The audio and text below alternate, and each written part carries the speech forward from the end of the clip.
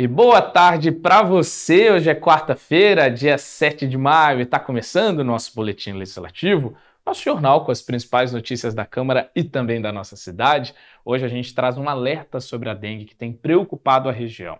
Taubaté chegou a decretar situação de emergência, Jacareí registrou 5 mortes pela doença. E como será que está nossa cidade, hein? Vamos apurar. Já sobre o trabalho aqui no Legislativo, vamos apresentar como foi a reunião conjunta da Frente Parlamentar em Defesa do Rio Paraíba do Sul e da Comissão de Meio Ambiente. O objetivo é garantir a preservação desse recurso hídrico fundamental para a cidade. Então, fica com a gente para acompanhar todas essas informações. E para manter no tema do Legislativo, a gente apresenta para você agora os trabalhos da Câmara que se reuniu em uma sessão ordinária. A gente mostra para você os destaques em plenário, lembrando que a sessão contou com a apreciação de documentos e também o debate de interesse público em plenário. Entre os documentos apreciados durante a 23ª sessão do ano, estão requerimentos e indicações com pedidos diversos. A maior parte das indicações solicitava a realização de serviços de manutenção pública, como reparo em calçadas, troca de lâmpadas, instalação de lombofaixas e capina. Já os requerimentos apreciados pediam informações sobre obras públicas, consultas médicas, concessão de transporte adaptado, além de ronda policiais em diversos bairros. Durante o pinga-fogo, período em que os parlamentares apresentam temas de interesse público no plenário, os principais assuntos debatidos foram saúde, fiscalização, inclusão, empreendedorismo e mobilidade urbana. O primeiro orador, o vereador Lino Bispo, apresentou uma denúncia de possíveis falhas no atendimento de um idoso que teria recebido o diagnóstico de câncer após passar por vários médicos sem um encaminhamento correto sobre a doença. Também na saúde, Lino Bispo apresentou o relato de um senhor que aguarda atendimento para uma hérnia no umbigo.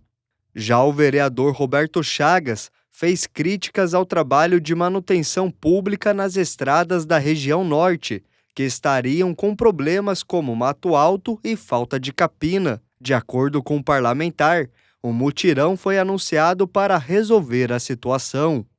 No tema da fiscalização, o vereador Rafael Pascucci convidou a população para participar do atendimento presencial realizado por ele na região sul.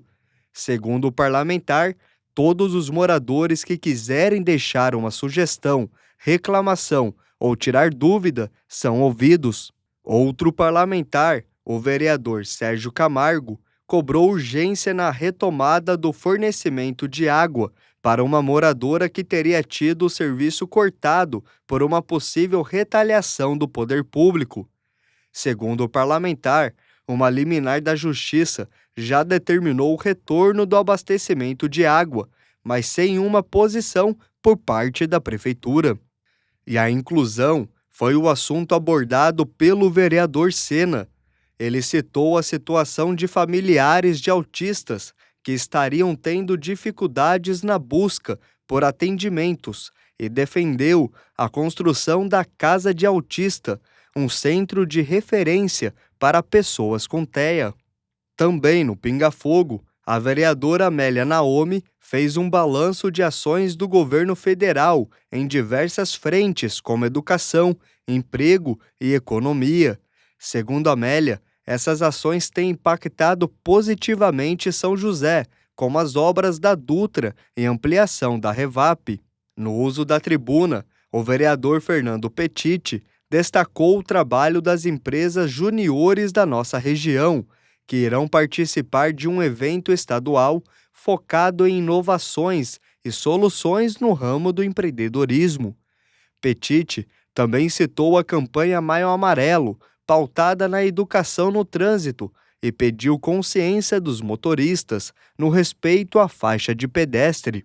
Já o vereador Zé Luiz reforçou a mensagem de respeito entre os parlamentares na cobrança de demandas ou acusações. De acordo com o vereador, é preciso ter bom senso nas colocações e atitudes. As sessões da Câmara são realizadas todas as terças e quintas, com transmissão ao vivo a partir das 4 horas da tarde. Você pode acompanhar os trabalhos em plenário na íntegra no nosso canal do YouTube. E a Frente Parlamentar em Defesa do Rio Paraíba do Sul realizou a segunda reunião e foi em parceria com a Comissão de Meio Ambiente da Câmara. No encontro, os vereadores membros receberam um representante do Conselho Municipal do Meio Ambiente para debater políticas de proteção da bacia e também de todo o recurso hídrico da cidade. A expectativa dos parlamentares é que esse trabalho sirva de base para a construção de políticas públicas de preservação do Paraíba do Sul. Vereadores se reuniram na Câmara de São José dos Campos em prol do meio ambiente. Na ocasião, Amélia Naomi, Juliana Fraga, Carlos Abranches e Lino Bispo, que compõem a Frente Parlamentar em Defesa e Preservação do Rio Paraíba do Sul, estiveram juntamente com o vereador Tomás Henrique, que é o presidente da Comissão Permanente de Meio Ambiente do Poder Legislativo, para discutir o tratamento de esgoto na cidade e as recentes denúncias envolvendo a qualidade da água e descartes irregulares no Rio Paraíba. A reunião contou com a participação do engenheiro hídrico responsável pela Câmara Técnica do Coman, que é o Conselho Municipal do Meio Ambiente, o João Godoy. Ele apresentou números importantes, como, por exemplo, que atualmente 99,1% do esgoto da área urbana de São José é coletado e, desse número, 100% é tratado. João Godoy destacou ainda as denúncias recebidas sobre os vazamentos de esgoto no Rio Paraíba e as mortes de peixes em novembro passado. A estação de tratamento de esgoto Lava-Pés, ela cuida aproximadamente 74% do esgoto da cidade. E a gente viu, por relatórios da própria CETESB, que ela opera com dificuldades e isso não é muito legal. A gente tem uma carga de DBO sendo lançada diretamente no Paraíba do Sul, acima do máximo permitido, segundo o próprio relatório da CETESB. Nós estamos afetando não só São José dos Campos, afeta os municípios como Caçapava. Com o relatório próprio Dias, os peixes foram encontrados mortos em Caçapava. Então, Caçapava, Taubaté, todos os municípios estão sendo afetados. Tudo que passa para o Paraíba do Sul está sendo afetado. Segundo João, uma das alternativas para resolver o problema é investir numa estação automática de monitoramento contínuo de pontos do Rio Paraíba. Para a gente poder ter uma gestão adequada, a gente precisa entender melhor a bacia, quantidade de água, qualidade, etc. Em Pindamonhangaba existe uma estação automática, se não me engano, o responsável é a própria CETESB, mas se a gente tivesse isso dentro da cidade, facilitaria muito, tanto a gestão como até a cobrança da prefeitura perante a Sabesp ou a Companhia de Saneamento. Carlos Abranches, autor do requerimento para a criação da Frente Parlamentar, reforçou que a Câmara quer uma aproximação com a Sabesp e que, inclusive, solicitaram uma visita à estação de tratamento de esgoto, mas ainda não tiveram retorno. Queremos um contato maior para a gente conhecer os procedimentos lá. Nós chamamos os vereadores para fazermos uma visita a uma estação de tratamento de esgoto, para que eles conheçam como é feito esse tratamento. Nós fizemos um ofício, enviamos um ofício, mas até agora a Sabesp não respondeu. Ou seja, essa aproximação para ocorrer precisa ser dos dois lados. Aí as coisas ficam mais claras, para saber em que pé que realmente está o cuidado para com o rio tão importante para a nossa região, quais são os próximos passos que vão ser tomados. É isso que a gente quer. Ainda segundo o vereador, a Sabesp precisa entregar um serviço de qualidade voltado para a preservação do rio e dos recursos hídricos da cidade. De que maneira uma empresa privatizada pretende cuidar do rio e pretende cuidar da qualidade da água que a gente bebe, da água que a gente utiliza em casa? Então, se isso aí não for apresentado, fica difícil a gente mensurar uma avaliação, a gente amadurecer um critério de avaliação mesmo, de acompanhamento técnico preventivo, para que a gente possa ter efetivamente a qualidade da água na cidade. Por fim, a Comissão de Meio Ambiente da Câmara convocou o secretário de Serviços Municipais, Bruno Santos, para esclarecimentos e convidou um representante da Sabesp e membros do Conselho Municipal do Meio Ambiente para dar sequência à apuração do caso. A Frente Parlamentar, junto com a Comissão de Meio Ambiente, está fazendo uma série de propostas para a gente poder ter acesso a esses detalhes, onde no Rio é mais necessário um cuidado ao longo do trecho do rio. Não é um rio de São José dos Campos, é um rio do Vale do Paraíba, é um rio do Brasil. E agora eu te convido para acompanhar as vagas de emprego disponíveis no PAT de São José. Vamos dar uma olhada nas oportunidades abertas na nossa cidade? Está aqui, na nossa agenda de serviço.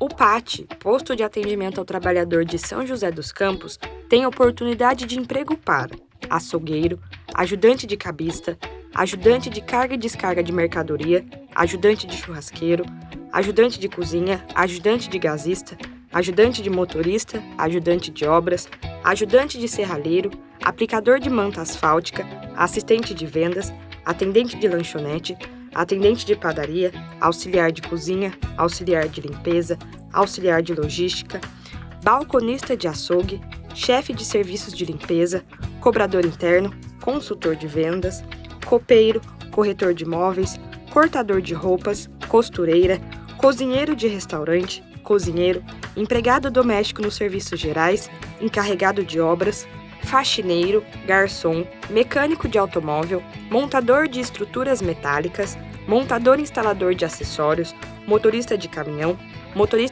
guincho pesado com muque, motorista de caminhão-pipa, motorista de furgão ou veículo similar, operador de caixa, operador de teleatendimento ativo, operador de telemarketing, operador de telemarketing receptivo, operador de vendas, padeiro, pedreiro, recepcionista atendente, recepcionista em geral, representante comercial autônomo, serralheiro, servente de obras, técnico de edificações, técnico em mecatrônica robótica, técnico em segurança do trabalho, telhador, trabalhador de serviços de limpeza, vendedor de serviços, vendedor interno e vendedor porta a porta. Ainda há vagas para pessoas com deficiência nos cargos de analista de marketing, assistente administrativo, operador de telemarketing e servente de obras. Para se candidatar, é fácil.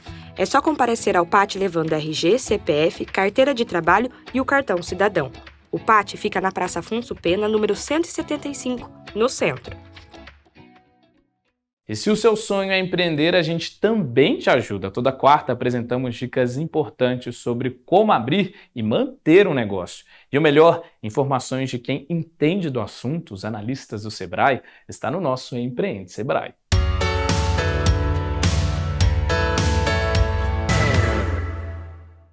Meu nome é Yuri Solano Sirobaba, sou analista de negócios no Sebrae São Paulo e eu quero conversar com vocês sobre cultura da inovação. É legal entender que a cultura de inovação vem de toda a equipe, não só da alta direção. Então, ouvir os colaboradores que estão na ponta é fundamental. Eles que têm a percepção do cliente, eles que estão produzindo e percebendo dificuldades na entrega, eles que estão vendo qual é a real necessidade do mercado. Então, incentivar práticas como um simples brainstorming pode ser fundamental, com a participação de toda a equipe. Vocês irão ouvir sugestões, mas claro que também irão filtrá-las. Estar aberto a opiniões é fundamental. Portanto, colocar também caixas de sugestão fisicamente na empresa ou abri-las no Instagram, no digital, é legal também para conhecer diretamente dos clientes quais sugestão eles têm para o seu produto ou serviço.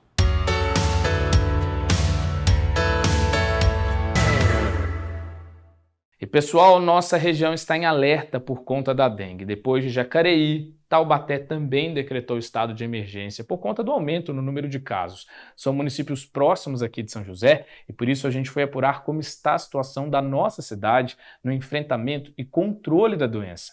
Até a primeira semana deste mês, já eram quase 3.000 casos. O estado é de atenção e, claro, o poder público tem que fazer a sua parte, mas nós também. A Câmara tem cobrado ações preventivas. Combate a dengue. Limpar os ralos e checar se algum recipiente pode acumular água. Medidas de prevenção realizadas pelos agentes de endemias para evitar focos do mosquito da dengue. A Sandra, aposentada, recebeu a visita dos agentes e aprovou a ação. Sempre tenho recebido visitas também, sabe, diariamente, assim, sempre que tem algum caso, alguma suspeita, eles estão passando, estão revistando as casas. Já passaram várias vezes também dedetizando tudo e assim, a gente está tomando os cuidados necessários. O trabalho dos agentes de endemias é fundamental para a prevenção da dengue. Além das casas, eles verificam até mesmo as poças de água nas ruas, que podem se tornar criadouros. Aqui, perto deste carro abandonado, foi encontrada uma larva do Aedes aegypti. Para evitar novos casos da doença, as ações de fiscalização nas ruas foram intensificadas. Foi um investimento muito grande da Secretaria de Saúde no combate à dengue, né? Então, desde a Operação Casa Limpa semanal, a compra de carro de dengue, antidengue, ações de casa a casa, ampliação do local de fazer controle de criadouros. Aqui em São José, a situação é de alerta. Por isso, as ações de combate aos focos do mosquito não param e nem podem parar, já que cidades vizinhas como Jacareí e Taubaté decretaram estado de emergência. Só neste ano, Jacareí já registrou 5 mortes pela doença. Em todo o Vale do Paraíba, foram mais de 10 mil casos em 4 meses. São José é o município da região com a maior quantidade de casos. Ainda assim, os números são bem melhores que os registrados em 2024. Até o final do mês de abril do ano passado, São José já tinha confirmado mais de 70 mil casos de pessoas infectadas com dengue. Agora, neste ano, no mesmo período, o número reduziu para 2.858 casos. São José nunca tinha tido um número de casos tão alto. Em 2024, nós tivemos quase 100 mil casos de dengue. Nós nunca tivemos esse número. Embora outros municípios do estado de São Paulo já tenham chegado a números bem altos de dengue, nós não tivemos. Então, isso aí fez com que a gente reavaliasse todo o processo. A elaboração de um plano de enfrentamento e contingência para as arboviroses estava pronto. Já começou a ser elaborado já no ano passado, para esse ano a gente implementar ainda mais algumas ações. Então, isso gerou certamente aprendizado que a gente vai levar para todas as epidemias. De acordo com a Prefeitura, até o momento São José ainda não está em situação de risco de surto e não vive um cenário de epidemia, como aconteceu em 2024. Mesmo assim, os casos da doença reforçam a necessidade das medidas preventivas. O avanço dos registros da doença em outros municípios, como Jacareí e Taubaté, podem impactar os atendimentos da saúde aqui na cidade. Então, ele é impactado no sentido de você absorver o número de casos de pacientes em outros municípios, né? É que a gente está fazendo um trabalho assim, tão intensivo para diminuir o número de casos aqui, né, e evitando, e assim, a partir do momento que a gente já é notificado de casos de outros municípios, né, que pessoas que viajam para outros municípios que venham para cá, e a gente já tem uma ação rápida, isso está fazendo com que o nosso número de casos não cresça tanto. A Câmara Municipal acompanha de perto a situação da dengue. Os vereadores têm avaliado o número de casos e cobrado ações preventivas. Nesse sentido, os parlamentares defendem uma união de esforços e o Legislativo também pode contribuir com o trabalho preventivo e educativo. A gente está buscando políticas públicas, né, propostas aí para a gente trabalhar no sentido de a gente diminuir esses indicadores aí da dengue no município aqui de São José dos Campos. Inclusive também a gente está aí hoje colocando para votação, né, a frente parlamentar da vacina, para a gente conscientizar as pessoas. Nós temos aí a vacina agora para dengue, então a gente está trabalhando aí para conscientizar a população que é importante se vacinar e também evitar aí os criadores do mosquito Aedes aegypti aqui em São José dos Campos. E para a população, fica o alerta. A consciência de todos é fundamental para combater o foco do mosquito da dengue.